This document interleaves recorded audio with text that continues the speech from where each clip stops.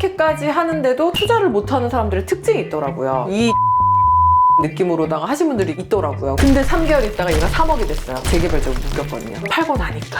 투자네요. 물론 정해진 투자금으로 최고의 투자를 하는 게 중요하기 때문에 저는 3초 안에 판단을 해야 된다. 천천히 실행해도 손해볼 건 손해봅니다. 제가 정말 많은 분들이랑 강의도 진행하고 저 스스로도 투자를 하고 많은 분들 부동산도 사시는 거 도와드리고 에어비앤비도 성공시켜드리고 진짜 많은 케이스가 있는데 제가 그 많은 분들을 경험하면서 느꼈던 것 중에 하나가 이렇게까지 하는데도 투자를 못하는 사람들의 특징이 있더라고요. 근데 대표님 영상만 보면 대표님 수강생들 다 끌고 가가지고 계약시키고 성공시키는데 다 그런 거 아니었어요? 아닙니다. 그 뒤엔 아주 치열하게 안 하시려고 하는 본능과 싸워서 결국은 설득시켜서 계약까지 가시는 경우도 많아요. 오늘은 그런 분들의 특징을 한번 얘기해 보려고 합니다. 첫 번째는 완벽한 매물을 찾고 싶어 하세요. 물론 정해진 투자금으로 최고의 투자를 하는 게 중요하기 때문에 완벽한 매물을 찾을 수밖에 없어요. 물론 이해를 합니다. 왜냐하면 저 또한 그랬기 때문에. 그런데 실제로 제 첫 번째 투자 물건이 뭔지 아세요? 그때 그 청주 아니에요? 아니에요. 강북 꼭대기에 있는 9천만 원짜리 빌라였어요. 지하. 첫 번째 빌라죠. 두 번째 강북이죠. 세 번째 지하죠. 또 지하인데 언덕이었어요. 근데 누가 봐도 모든 싫어하는 요건을 다 갖고 있잖아요. 저는 완벽한 물건을 찾다 지쳐가지고 제 수준에 맞는 물건으로 스타트를 했는데 결국 완벽한 물건은 없더라고요. 그래서 제가 이걸 9천만 원에 사서 얼마에 매도할게요? 얼마예요? 저 한 2년 만에 1억에 팔았어요. 드라마틱하게 팔 줄 알았는데 1,000만 원밖에 안 되네요. 근데 3개월 있다가 얘가 3억이 됐어요. 재개발적으로 묶였거든요. 그리고 조금 더 있다가 얘가 5억까지 올라가더라고요. 제가 팔고 나니까.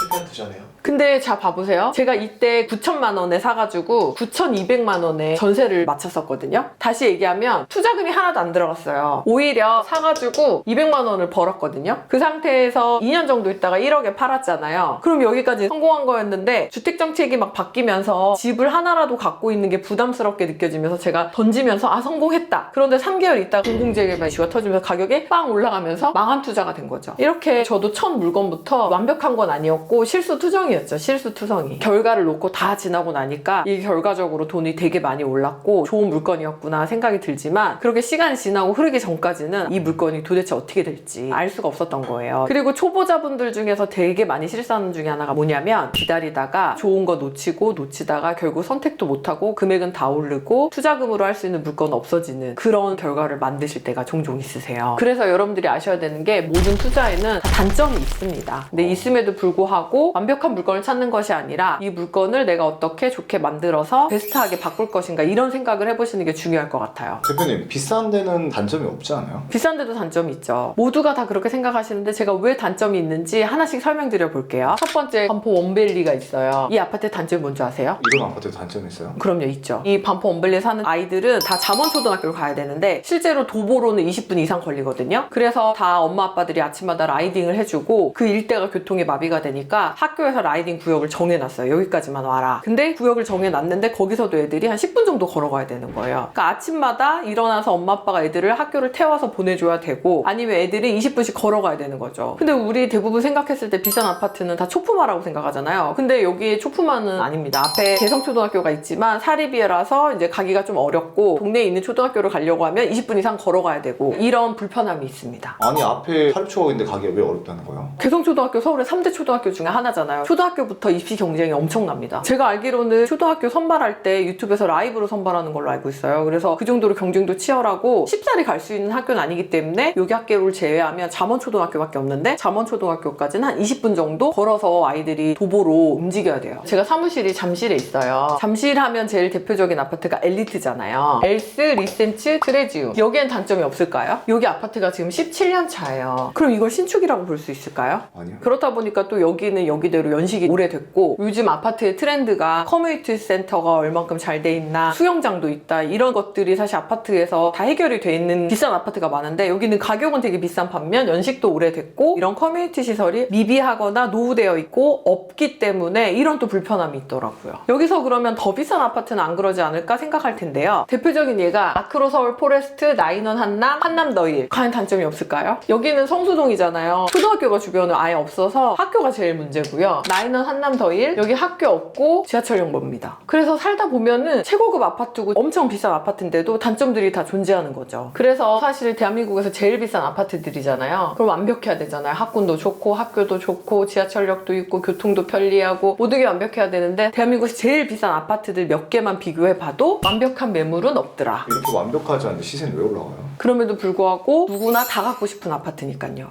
당근. 두 번째는 빠른 속도입니다. 대부분 부동산 투자를 잘하는 사람들의 특징 하나가 결정을 빠르게 합니다. 저는 하나 매물이 괜찮다라는 생각이 들고 계약을 하기까지 기간이 하루가 안 걸릴 때가 많거든요. 몇 억이 들어갔는데 하루가 안 걸린다고요? 될 것 같은 느낌이 든다라는 것만으로도 충분히 투자를 빠르게 결정합니다. 왜냐하면 이런 경우에 저 같은 사람조차 좋다라는 느낌이 들게 되면 누구나 다 갖고 싶어하는 매물일 가능성이 높아요. 그래서 시장에서 빨리 사라지거나 놓치는 경우가 많아서 저는 몇 번 그런 경험을 한 이후에는 빠른 속도로 결정을 합니다. 그래서 저는 빠른 속도를 되게 중요하게 생각해요. 왜냐면 제가 그 결정을 하지 않으면 누군가가 그 매물을 가져가는 걸 알고 있거든요. 제 수강생분들도 보면 결정을 못하는 경우가 종종 있는데 그럼에도 불구하고 빠른 결정을 통해 가지고 제가 할게요 손 들고 나오시는 분들이 있거든요. 근데 또 안 되시는 분들은 제가 할게요 라고 처음에 고민을 하셨다가 저 자신이 없어요, 하루만 더 고민해 볼게요 등등 다른 이유로 미루시는데 결국 그 다음날 가면 그 매물은 누군가가 계약하고 사라지는 경우가 많습니다. 그래서 저는 누군가가 하루만 더 고민해 볼게요 하면 안 하시나 보다 생각을 합니다. 저는 딱 3초 안에 대답을 하고 3초 안에 판단을 해야 된다 그 생각을 합니다.